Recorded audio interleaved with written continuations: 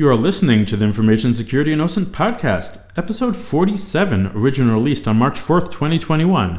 As always, I'm your host, Josh Amishav. Today, we're going to focus on web app defense. Christian Folini joins us to talk about mod security in the Core Rule Set, or the CRS. Christian co-leads the project and is the author of the second edition of the Mod Security Handbook. My three main takeaways from our conversation were: 1, how RASPs, or Runtime Application Self-Protection Systems, compare to WAFs, Web Application Firewalls; 2, how the CRS uses different paranoia levels to eliminate false positives; and 3, how the Swiss Post used the Core Rule Set to protect a vulnerable online voting system. You'll enjoy those 3 things plus a bunch of other tips along the way. Direct support for this podcast comes from BreachSense. According to the Verizon Data Breach Investigations Report, stolen credentials are consistently one of the most common methods used in hacking-related breaches. It's no wonder when the average user recycles the same password across 4 different accounts. BreachSense gives security teams visibility into their clients, employees, and third-party suppliers' breach credentials before criminals exploit them. Go to breachsense.io/contact to apply for a free 7-day trial. And now, here's my conversation with Christian. Christian Folini, welcome to the show. Hey Josh, thank you for having me. So, who are you and what do you do? My name is Christian Folini. I'm a Swiss security engineer. Originally, my background is in the arts and humanities. I have a PhD in medieval history. And when I looked around for a job after university, I kind of stumbled into the IT industry and quickly specialized on security. I got hooked up with mod security. And this is what I've been doing for the last 15 years. I'm mod security consultant, you could say so. So I just want to dig into that a bit because I don't know too many people that have degrees in medieval history and have stumbled into the security world. How does that happen? Well, actually, it happened via a friend. I mean, I was writing a PhD at the time, and I was very bored with the PhD, and I did a lot of IT stuff aside and told myself, look, one day we're going to look for a job, and if the more IT you understand, the better it will be to land a job. And that's how it played out. I applied at an open-air museum in Switzerland, and they didn't even invite me, despite my PhD, and I got really pissed. And then a friend told me, look, there is this guy in our village, and he runs a company, IT company. You want to talk to that guy? And I did that, and he was intrigued by my background and this IT stuff I had done. I'd 1 or 2 open source projects running, and they invited me over. And 2 or 3 weeks afterwards, I started there as a Linux system administrator, contractor for bigger companies. Within 2 years or so, I specialized in security. And then I met Ivan Ristic, who was the original developer of mod security, who now runs Hardenize. And I got hooked up. But the thinking I had back in the time was, this really resonates with me. This mod security thing on an Apache web servers, this is something I kind of understand. I enjoy working with that. And at the same time, it's really, really painful. The mod security can be painful. It has a lot of rough edges. And I realized, I think people are going to hate this. I mean, who wants to do this? It's so painful. That could be a niche for you, Christian. You could specialize in this, and then people will ask you to implement mod security for them.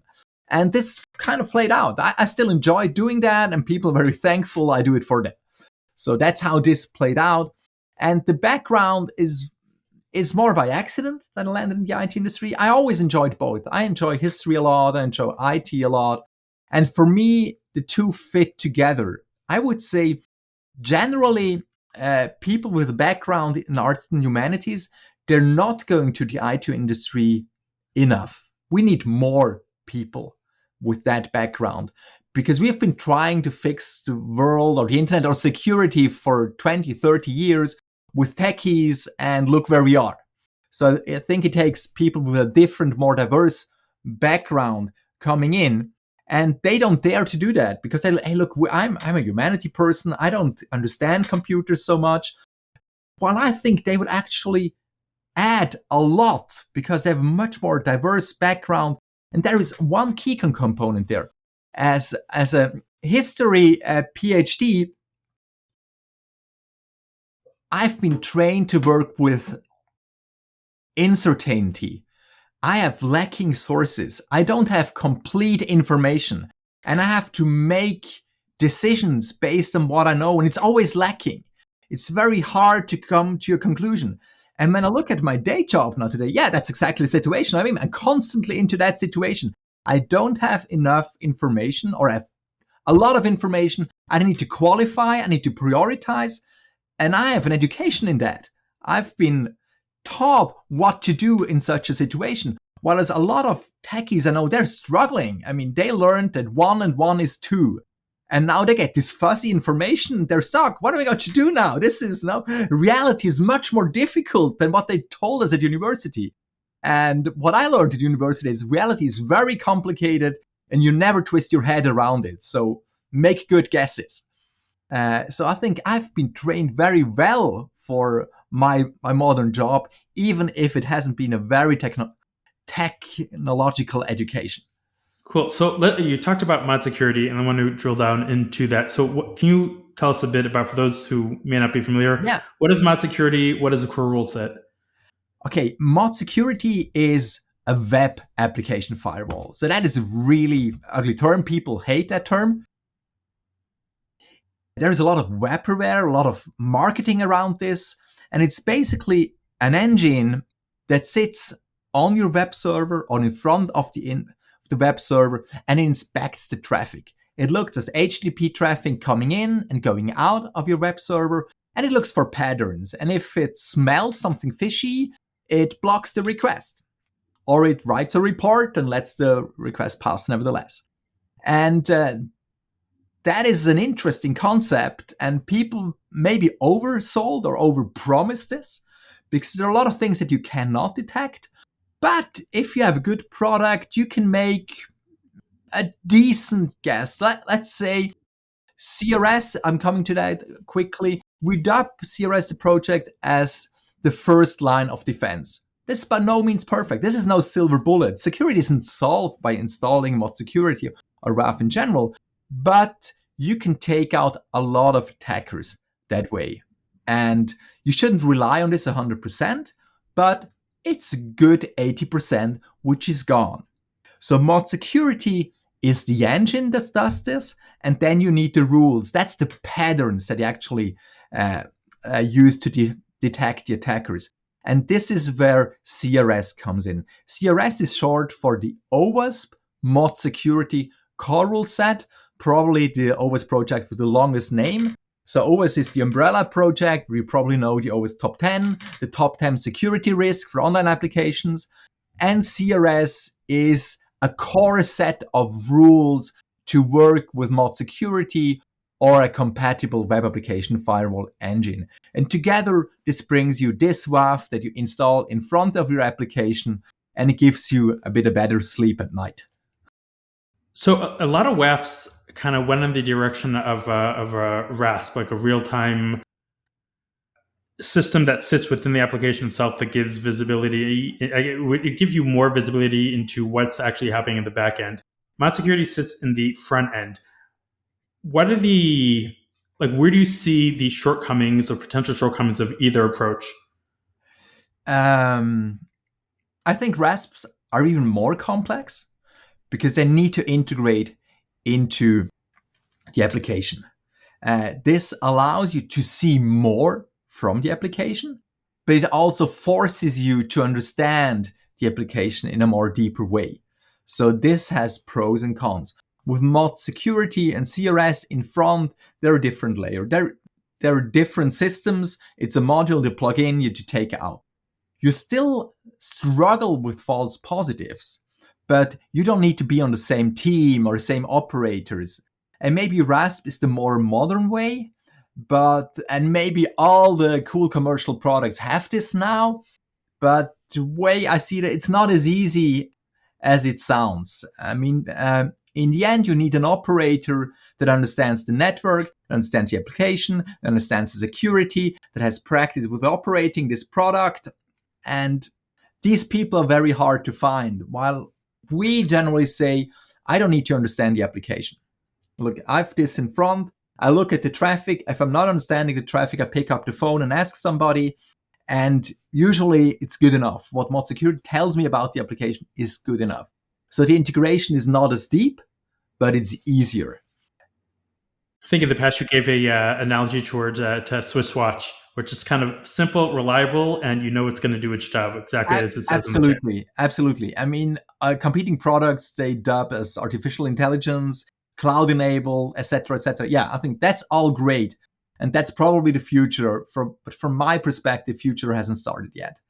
I mean, these products have very nice feature sets, but to make them run on a day-to-day base on the reality internet is kind of hard. To give you an example, if you do artificial intelligence, you need a lot of traffic. And if you're one of the big four, then you probably have enough traffic. But my customers are often business-to-business company, and they would love to have more traffic. And how would they teach or train a WAF on the traffic they have? They have maybe 100 logins per week. That's very valuable assets. They're handling a lot of money over this interface, but there is no traffic. Just a couple of customers logging in, submitting a bit of data, and logging out again. I cannot train a WAF on that. And we have a predefined rule set. It's very down to earth. It says this is good, this is bad. There might be 2 or 3 false positives, but we don't need to know the application for this to run. It's a bit of different situation, and I think our approach is very old school, but so far it still works. It's good return on investment without being super sophisticated. It's just a couple of patterns. Awesome. So one of the issues that comes about when you have another device in front of a web app is an impedance mismatch, where, for example, a proxy, or in this case, mod security, will see X, but the backend server sees Y. How do you deal with that on the CRS level or the mod security level? Okay, this is a real problem, and we have a hard time dealing with this. One issue is that the web server itself does a bit of normalization. That is not very transparent. Let's say Apache and Nginx behave slightly differently. So what mod security gets to see is not the same depending on the web server it sits on top, because it's the engine, it's a module that always sits on top of a web server. If you use it as a RASP integrating applications, are the same problem. There are subtle things happening before the engine sees the traffic. And then you don't really know how the backend is going to work with this. To give you maybe a different example, Y and X, I mean, that's hardly changing. But let's take the plus symbol. Plus can be white space, or it can be a mathematical plus. You don't know. It really depends on the backend. And we're in front of it. We need to make a guess. And we handle plus. In most of the rules, we treat it as a mathematical plus. But as it happens, it could be white space, and then we're in a bad situation. Because if you do a shell command, for example, if I have a plus, then that's great. But if it's white space, then it's a command. Wow, now it's dangerous. Hold on, wow, what are we going to do about this? So we're struggling with that. And that is exactly a problem why we can never be perfect. We can detect a lot, we can push the very limits, but it will never be a silver bullet that solves all the security issues. You can always analyze our open source rules on top. They're open source, so people can test this on their own. The attacker can take it, tweak the attack until he or she is convinced, now I'm going to pass this rule set, and then single request fire across a WAF onto a production server. And that's going to work. So with a lot of time investment, you'll be able to bypass a WAF generally. And impedance mismatch just is a very good example why we can never be perfect. And I guess we as a project, we accepted that fact and say, yeah, let's try to be 95%. Everybody is wearing a seatbelt in a car, perfectly aware that this is no perfect security. You have the airbag in front of you, and you know you could still die. But if I'm surviving 90% of the crashes, yeah, that's a really good return on investment. And it's the same here. Oh, cool. Okay, so let's talk about like performance. And I know there's Mod Security version 2, Mod Security version 3. When you implement a WAF in front of your application, what kind of performance degradation should you expect to see? And are there differences between the two platforms? Oh, yeah. It's hard to give a general response to that. I'd say the rule of thumb I tell to my customer is like, you lose 10% of throughput. So the round trip will be like 10% longer. And then it depends horribly on the traffic. If you have GET requests, no parameters, that's almost not noticeable because we do a couple of requests on our rules on the request line, the URI, maybe 1 or 2 headers, and that's it. Now compare this to a complex API where we have huge XML or JSON payloads, hundreds of parameters in a single post request. And the post request, you're repeating this every 5 seconds because it's an agent and who cares? That's just the rhythm that you're providing it. And the WAF is struggling. Hey, wow, 700 parameters, and each one of them we're checking against 100 or 200 rules. That's extremely heavy, and you can really introduce a horrible lag, things like that. Like before, it was a 1/10 of a second, and now it's 2 seconds per request. I've seen this happen. So you really need to test this thoroughly and need to be aware of what is happening. I don't know how the professional API gateways are doing this, if they're running WAF rules at all, or if they're just checking a scheme. You can do that as well with mod security. You can do DTD, XML scheme and stuff like that. But for us, for CRS, it's really tough to handle that situation. So the simpler the application, obviously, the less lag you have. I would say 10% is correct for like 80% of the project. Do you have any performance suggestions to ensure that you have close to the 10% and not the 2-second latency? Yes, once you notice a performance problem, then you can start to optimize. To give you a very obvious example, we're scanning the response. Now, responses are usually static. A lot of responses are static. There is no point in scanning a CSS response for SQL injection responses because it's a static file most of the time. So and on top, it's a static response as usual, or very often very big. A CSS file can be a megabyte now. Now imagine you run 20, 40 regular expressions on a megabyte. That's extremely stupid. So we introduce a lot of lag and performance problems, but we can also skip these rules. But why are we doing this? Let's throw out the rules for this very response, and we save a lot of performance with that. So when we hit the performance problem, we can usually dig down and solve a lot of these problems. And that's part of my job, actually. That's what I'm doing. Cool. So I want to talk about, let's say, more of a practical use case. And one of the things you were involved with, I think it was last year, was the Swiss voting system tests. Can you tell us about what was tested, what was found, how did the CRS perform? Oh, okay. Oh, that's interesting. Online voting. Good. So I was contracting for Swiss Post. Swiss Post is or used to be one of several Swiss online voting providers. So Switzerland has been running online voting trials for many, many years. We're still not very far. Let's say there were never more than 2% of the voting population using online voting. And right now, the project has been stopped, or they're in a hiatus, if you want, because of the issues that were found. And I've been working or consulting Swiss Post, which was one of the providers, and to obtain the ultimate certification to really use this in production for a lot of citizens, they had to publish the source code and they had to undergo a bug bounty program, like a limited time frame bug bounty program. They would schedule this in parallel, probably not the best idea, but then they weren't really governed their own schedule very much. So they were kind of forced to do this. And they published the source code and at the same time run a bug bounty program.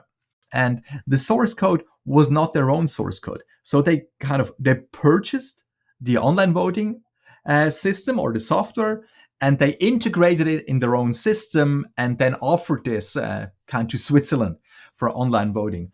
And the software was licensed from a Spanish company, Seitel. And Seitel was forced to publish the source code for the first time. And many people were a bit of reluctant. Is this source code really up to the task? And so I suppose didn't really know the source code by heart because they received the binaries as well, like everybody else. And when the source code was published, within weeks, or within 1 week actually, the first highly critical vulnerability were discovered. And within 3 or 4 weeks, 3 of them. And then the project had to be stopped. And this has been 2 years ago now. Online voting has been stopped for 2 years now in Switzerland because of these findings. My job has been in the front of the source code, or the binary if you want.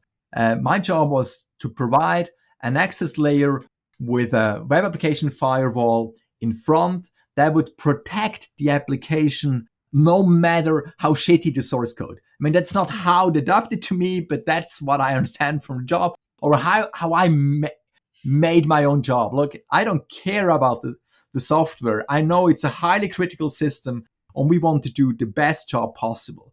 And now comes something interesting. Online voting is relatively simple from a web application perspective.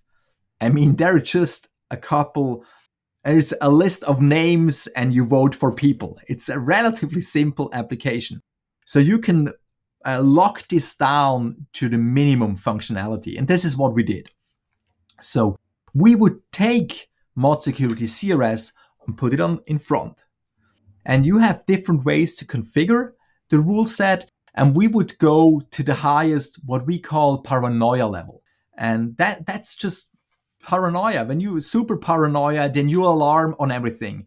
And CRS comes with a notion of paranoia levels. They go from 1 to 4, and we run in 4.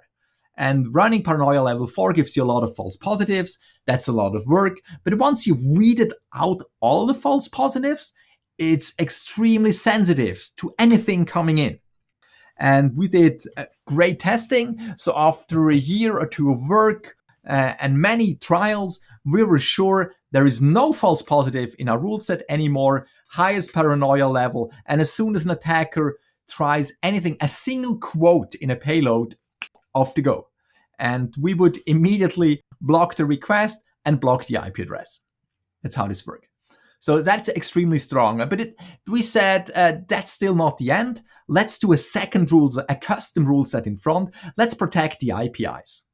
And as it happened, that application, the online voting application, has like 8 or 10 API endpoints at all. It's a relatively simple application. And then a few dozens parameters, and we lock them down with regular expression. Like say, this is numeric value, not more than 10 digits. And all we accept here are digits. And then it's relatively hard for an attacker to pull off an attack on that argument. So he has to go to the next argument and the next one, try out payloads or API endpoints, discover undocumented API endpoints, etc. But they were all configured in the WAF. They were all out. And the way we implemented this, you would be blocked after the first trip. You try out a new path. No, that's a 404. Oh, you're getting a 404 in application. No, you must be an attacker because there are no 404s in this application. So we lock you out. And actually, the administration of the government made us disable that functionality because it would have been too tough for the security researchers. And then you have bad feedback from the security researcher and everybody hates you. You block this. But what was hard is on the one side, we had this very strong rule set and nobody was able to exploit anything of substance in the application. So all we got, the bug bounties paid out were low. The highest severity was low. But on the other side, in the actual source code, they had highly critical vulnerabilities, but they were not able to exploit them actively.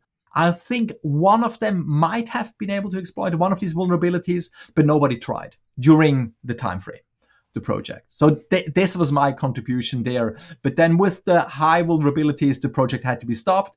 And now they're bringing on new regulation, and Swiss Post is working on the project again. Actually, they purchased the source code and now they're working the source code themselves. And we'll see they might be back this year or in 2020 with a new online voting offering in Switzerland. Cool. So, could you just, out of curiosity, what were the? Do you remember any of the low risk issues that were found? Okay, I gave you. I have a couple of examples. One brilliant one. We love this, and we made sure the guy got the biggest payout possible. So that's very technical. So you have the strict transport security header. So you know the STS header. You indicate how long you want to be contacted in an encrypted way. Now, what happens if you talk clear text on an encrypted port on a web server? I didn't know this, but as it happens, if you do a clear text connection on Apache 443, Apache will respond with a bad request. Says, hey, look, this is not encrypted, and I'm an encrypted port, so you better talk encrypted with me. That is a clear text response. You're getting a clear text response on Apache in 443. Now, we would return the STS header in that response, the way we configured it. Just on that part, you get the STS header. But the RFC says you're not supposed to return the strict transport security header on a clear text response. And we were doing this in the 400 bad request response. And the guy threw this at us. Look, you guys, you're returning this. And this is not RFC compliant. I said, hey, what the fuck? This is so cool. Yeah, you're right. Yeah, you deserved your bounty. I think he got 200 or 400 US dollars, and we really applauded the guy. That was great, and I think they left no stone unturned. Yeah, when they found subtle misbehaviors in the web server, how we configured it, and that was very cool. So that's kind of the level of the risk that was able to bypass. Very cool. So you talked about the paranoia levels. Can you walk us through there are 4 levels? What can you expect from level 1? When you implement, should you aim for level 4? Where should you run in production? Okay. So as I said, paranoia levels are a way to configure the aggressivity of the rule set. And this really depends on your setup. Let's say a good web application firewall rule is a rule that is able to tell good from bad traffic. The perfect rule has a very high chance of detecting bad traffic without biting benign users. So it's that would be the perfect rule. It tells all the attackers and it leaves all the benign users alone. That would be perfect. In reality, that's not really the case. You always have a bit of blurriness there.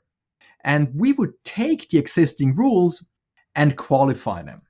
Let's say there are a lot great rules that don't run into false positive. They don't create any false positive. No sane browser ever does this. And if it's happening, then it's very likely, or almost 100% an attacker. That's a great rule. That's in the default configuration. That is a paranoia level 1 rule. Paranoia level 1 is default. And now there are other rules. They're great rules. They're very strong. They're good at detecting the attackers. But unfortunately, sometimes they also detecting good traffic, or they think good traffic is now an attack. This is a bit like a mad dog. I mean, you can have a family dog that's very nice, but sometimes a burglar breaks into your house and it throws a sausage to the dog and the dog is very happy. That's a paranoia level 1 dog. That is nice. And no friends are being bitten here, but unfortunately, burglars get away with it.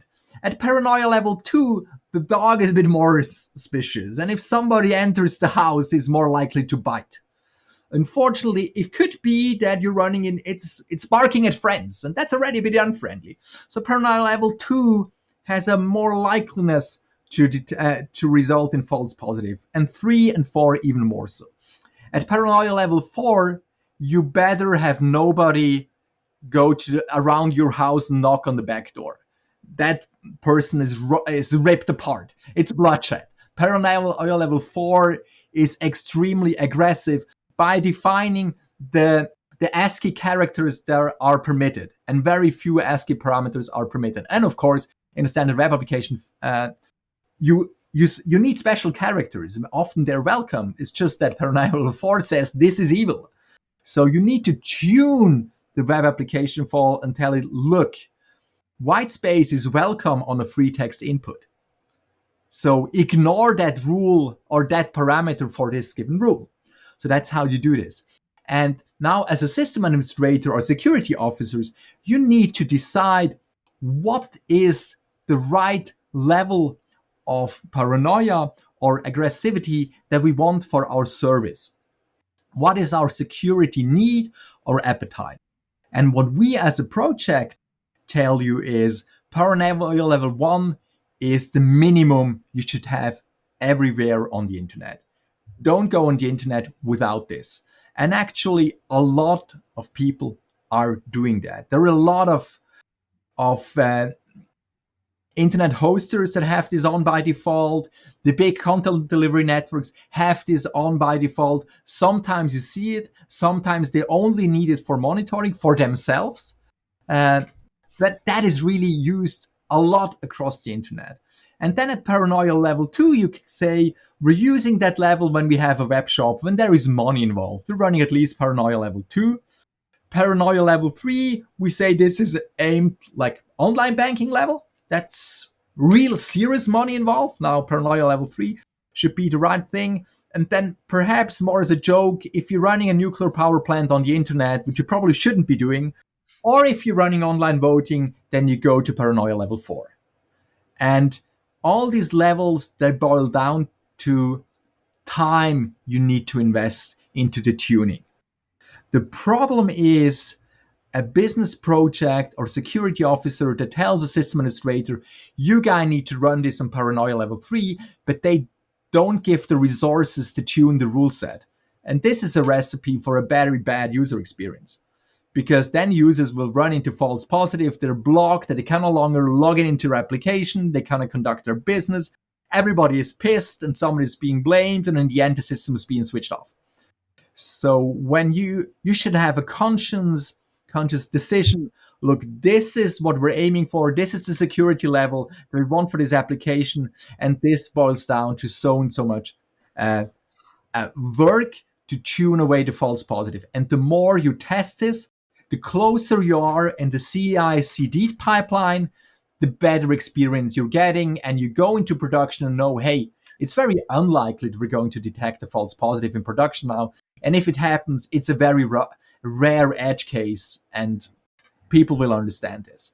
And that is the idea behind our project. And I think if you do this consciously, this is the experience that you're getting. But it's not a free ride, so it takes a bit of resources. Yeah, one of the things you mentioned, the WAF ends up getting blamed first. And what happens quite often, I think, is that people put their WAF in detection-only mode, thinking that they're going to tune it, and then either they don't have enough confidence or they never get around to actually putting prevention mode, and then doesn't provide any value. What's your approach to making sure that the WAF actually stops traffic? Oh, that's a very good question. I'm glad you're bringing this up. Obviously, you've been thinking about this yourself as well. That is a very typical situation. I mean, namely with commercial products, people buy a WAF, or management buys a WAF, gives it to the administrator, say, look, put this in production.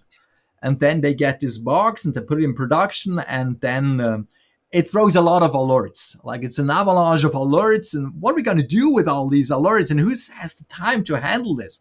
And unless you have people dedicated to that job and say, look, your role is now to run this thing, then people are overwhelmed. And it takes a lot of security, or at least application knowledge, to understand all the alerts that you're getting. And people end up in detection modes telling themselves, look, we're running this a bit in monitoring mode and we're getting the hang of it, tuning away.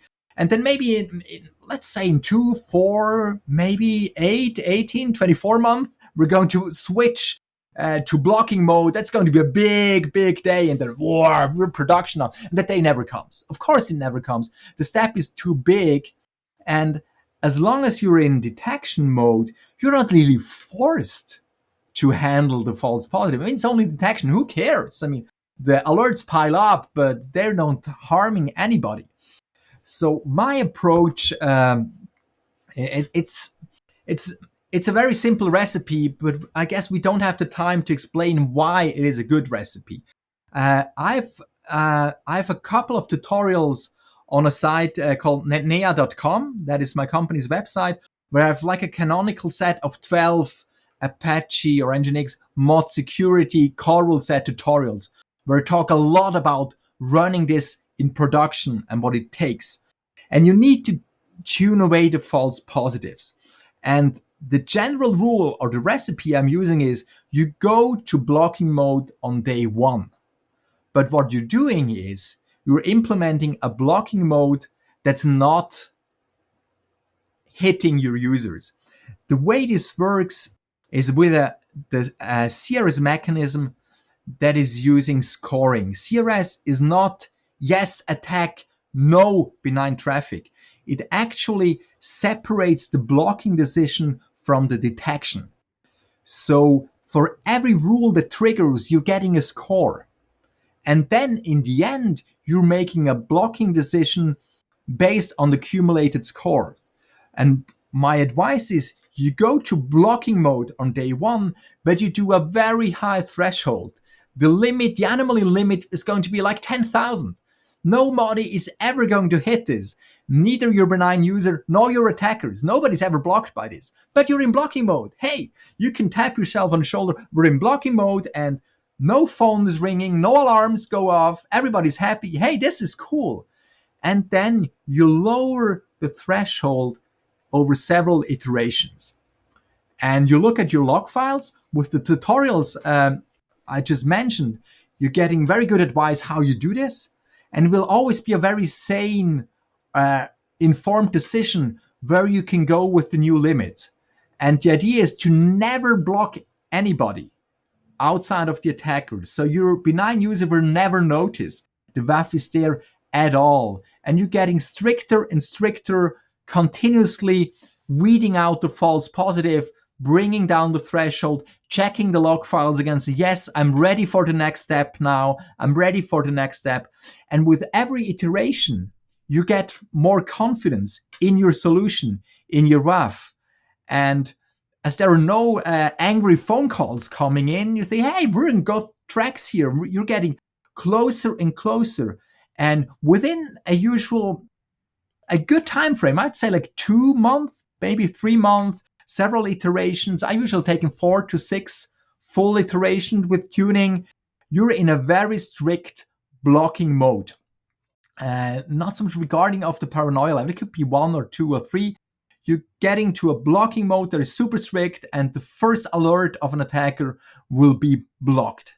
It's just the approach there is not doing your tuning work in monitoring mode for month and month, and then big day, you're switching. It's much more gradual approach, but it's also more doable because it's small chunks of work that you can schedule. Let's do 1 afternoon per week. And we're getting gradually there because this has been running, the application has been running without a WAF for 2 years now. It doesn't matter if it's next week or in 2 months. The important thing is we're getting there and we have a plan. And with this methodology that a lot of people are using, and I'm teaching that in my courses, you're definitely getting there. You just need a bit of perseverance, being on this, returning to it, making your scanning, having a plan, and follow the recipe. Awesome. So you mentioned your courses. Where, if somebody wants to learn more about mod security, where should they go? They should go to the coreruleset.org website, where our project is.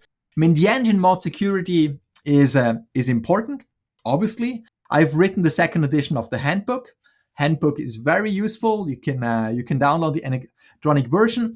But I think the core rule set is all it takes if you're not into writing your own rules. That is kind of complicated. Running the rule set is everything on coreruleset.org. My tutorials are linked from there, and then give it a spin, give it a go. The 5-minute installation is so easy, and you'll have a positive effect from that. And you might get a few false positives, but the application is very likely to continue to run. And that's a good entry point. And then as you learn more about this, follow the documentation, follow the guides, you're improving your security posture in a very good way. Awesome. And if somebody wants to contact you, what's the best way to follow you or contact you online? You're finding me there are just one or two persons with my name. So Christian Folini on Google. I'm on Twitter as CHR Folini. You'll find me easily. The Core Rule Set team, I'm running that project together with friends. You reach me, and we have my company website. My email is folini@netnea.com. I'm definitely easy to reach, and a lot of people write to me. So get to me, and I'm happy to help you out or link you with the right resources. Great. All right. Thank you so much for coming on the show. Thank you for having me. That was good fun. All right. That's it for this week. If you have any comments or questions, then tweet at me at Jamoose. And if you got value from this episode, then please share it with a friend. See y'all next week.